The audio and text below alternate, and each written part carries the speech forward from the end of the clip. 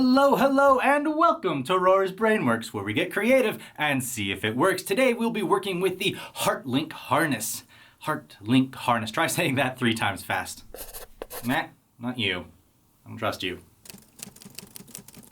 Yeah, I could let you try, but you're also a kiss ass and want to impress me all the time.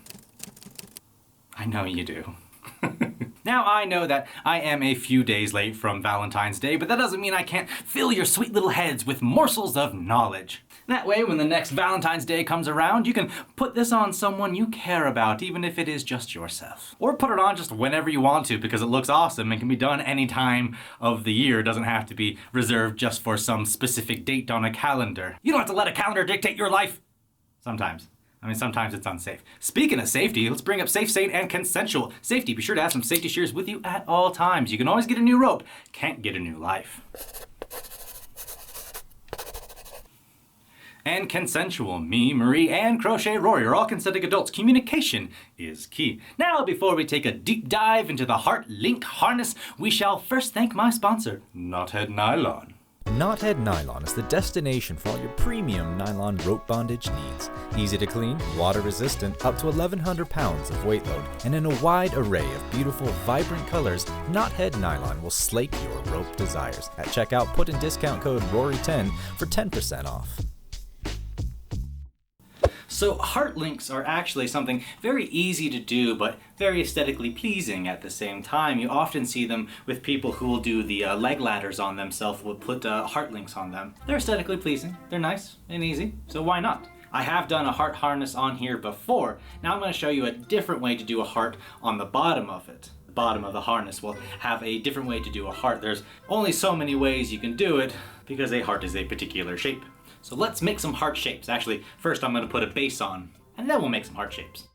So I have the bite of my rope, the middle of my rope, and I'm going to go around the chest, but underneath the armpits.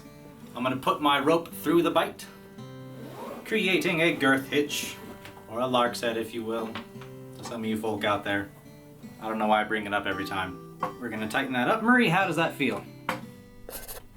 Awesome. Here's what's going around in the back. Ah, beautiful girth hitch.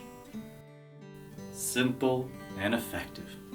We're going to come around the front, going the way the girth hitch wants us to go. And we're going to create lines that are maybe 3 inches apart. When we get to the back, we'll tighten, making sure we keep the lines where we want them, and continue going around. You want to make sure you maintain a level of tightness as you go around, because these have yet to be sealed down. So if you let go of that tightness, it will be a renegade and try and get away from you. So with a 30-foot rope, you should be able to get about 5 around the body. 5 rings. Could be done 4 rings, no problem. It's just how many heart links you want in. Alright, I'm gonna go around the back and show you what's happening there. So we're gonna do a bit of weaving to lock it down. I'm just gonna start by going under this first one right here. Now is not the time to pull taut, or else you just pull this line up and through, and that's going to be weird because we're going to be needing to go through this area right now. Following the patterns of weave, what goes under must go over, so saith the Rory. Look at us go. Look at us. Now, varying on how much rope you have left, you can do this to any amount. You might do it to just 2. You might be able to do it to all 5 of them like I am doing right now. That's based on how much rope you have. So we're going to treat this one, the original bite of the rope, as 2. So since we went under, we'll then go over and then under that. At this point, you tighten it down a little bit this way. Still haven't tightened this area down yet. We will. Cool. Now that we've come around this way, we can tighten this one up just a little bit. So we'll pull from this side. Go through the entire structure again. Nifty. How much rope do you have? Try doing that again. Can you only go up 2 and around? Awesome. Can you go up 3? Can you go up 4? Can you go up around all of them? Cool. Do it again. Until you're basically out of rope. Or near to out of rope.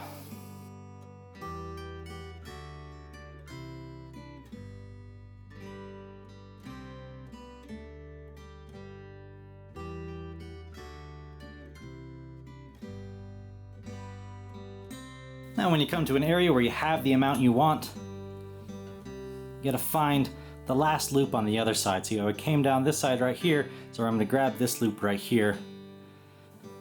I'm gonna stuff my ends through the little hole provided by the loop. And I'm gonna pull through, making sure that I go above myself and also making sure that these ropes are straight. Jiminy Jillikers. Got it. Did I? Yes. Nope. Rory, so good with the rope, they say. That guy's really good. Is he? He can't keep rope straight. Get some tightness on that if you want to. You can overhand knot for extra stability, durability, structural integrity. Letting people know that that knot is not going back up through that hitch. Alright, we got the base down now, so let's get to that accent rope. We have our accent rope, and as you can see, we're still in the back right now. I'm going to take up this little loop right here, which is going to create a little bit of tightness, as you can see. I'm going to go from underneath it and around with the bite. And I'm going to flip it up and pull the ropes through there. Oh, that's so nice. And what we're going to do, we're going to go over the right shoulder. Once we're over the model's right shoulder, we're basically going to be separating the strands and weaving separately, but also with each other at the same time. It makes sense. It makes sense. Shush. We're going to start by sending one of the strands beneath. We're going to go underneath, and then we're going to circle towards the front. We're going to munter towards the center of the two strands and out. So we're going to go over and then under this one right here. So we're going over the double strand of the base, and then under our own accent strand that we just were. Tighten that down a little bit. What will happen is you will be raising the base just a little bit. The base naturally wants to go down because it will be weaved from the top down, and gravity is going to be pushing it down.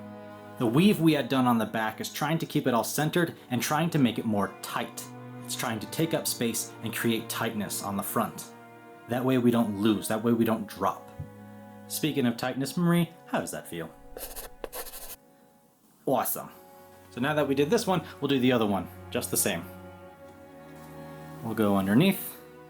Be sure to pay attention to how you are guiding the rope.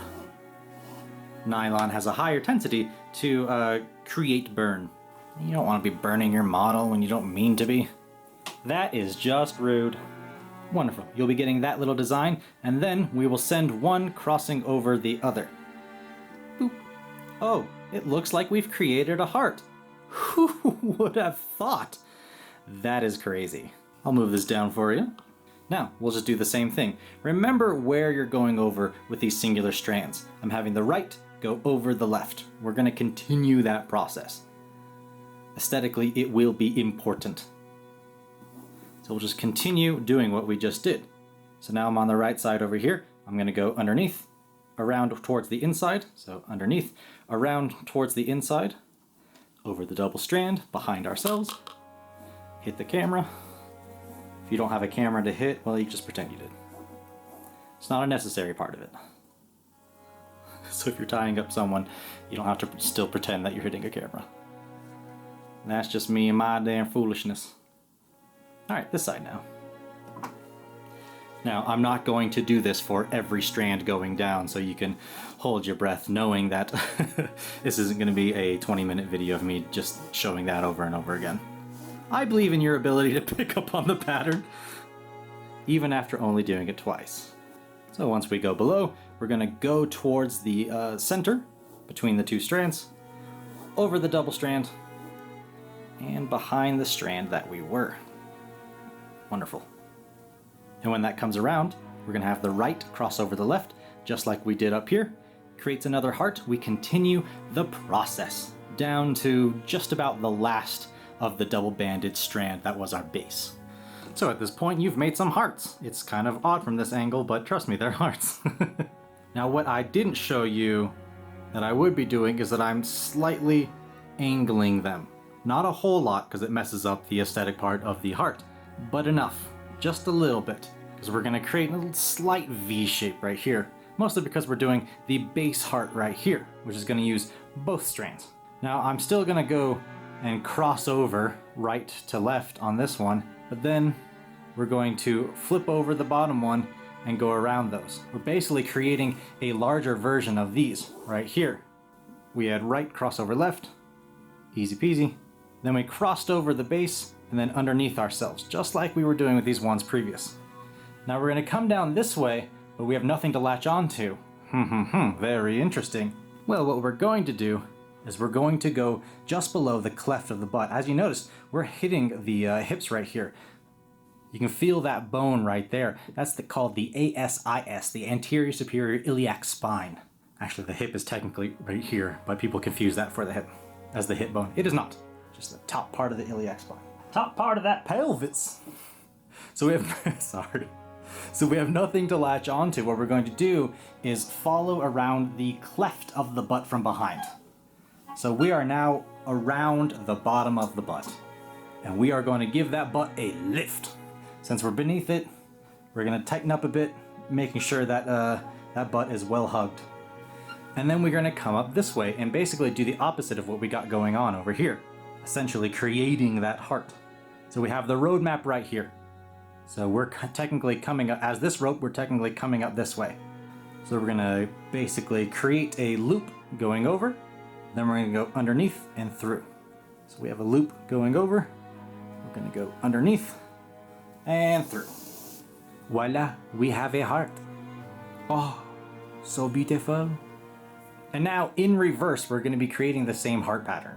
One of the small things to note was when you've come across this cleft of the butt, you want to go underneath this previous one, only because we've been going over, so that we keep with our weave. Under, over, under, over, under, over. Very important. One thing you will notice while going back upwards is that it is much easier going up than it is going down. Slightly more simplified, I feel. One of the other things I want to note is that we're still doing this cross design at the bottom of the heart in order to kind of create that heart. And we're still having this right strand go over the left, but an opposite. So instead of going from right down to left, we're going from left up over towards right. But this is still crossing over, creating that same design. We're going to stay symmetrical with that. Now you do have the roadmap over here, and you can just follow that design, but it is slightly easier, seeing how all we have to do is create a loop with the tail end on the inside, and then the tail's just going to go underneath and up. Super easy. Same thing with this side. We'll create a loop going over our base, having the tail go in towards the inside, and then the tail's going to go beneath this base and then through. So beneath the base and through. Yay, we're creating hearts. Continue doing that pattern up. Once you've created your last heart link, you're going to go over the other shoulder and towards the back. Once over the shoulder, well, you should have a lot of rope left. Maybe about 4 to 5 feet of rope left. That is some sweet, sweet homework rope. What are you going to do with it? Are you going to create a more intricate design in the front that takes up more rope? Are you going to go around and continue this spiral pattern, finishing it off at the end down here? Or if you don't have a lot of rope left, what you can do is find this opening right here that we put the girth hitch on. You can go through that. We'll go behind ourselves and the other one, keeping a loop open here. Half hitch down, hold that in place. If you want, you can even do something up towards these two right here. Create a pattern going up this way. That's what's fun about homework rope, is that you get to be creative. Share what you did with your homework. DM me on Instagram, I'll put it on my story. I want to see your little creative butts in motion. Well, hey! I hope you had as much fun learning the HeartLink harness as we did teaching it to you. Marie decided she wanted to go out and spread love to everyone she could find, so she's currently outside going love to people. Except she doesn't have a head and can't speak, so she's just doing to people, which I told her was rather intimidating and scary, but she's not gonna listen to me ever. Anywho, I'd be remiss if I did not bring up my other lovely sponsors for today, the wonderful people over at Patreon. That's patreon.com/Rory's Brainworks, just like this YouTube channel. They are my rope vanguard, my colonizers of dreams. And without them, these ropey endeavors would be way harder to accomplish. Speaking of those wonderful Patreon people, they also get access to this cool design for t-shirts, coffee mugs, hoodies, stickers. You know it applies to you. and I'm proud of you. Thank you for spending your time with me. Be sure to like this video, subscribe to this madness, and comment down below what kind of rope bondage things you would like us to teach you. As always, I'm Rory. This is our brain. I'm fairly certain it works. Be safe and go create some art.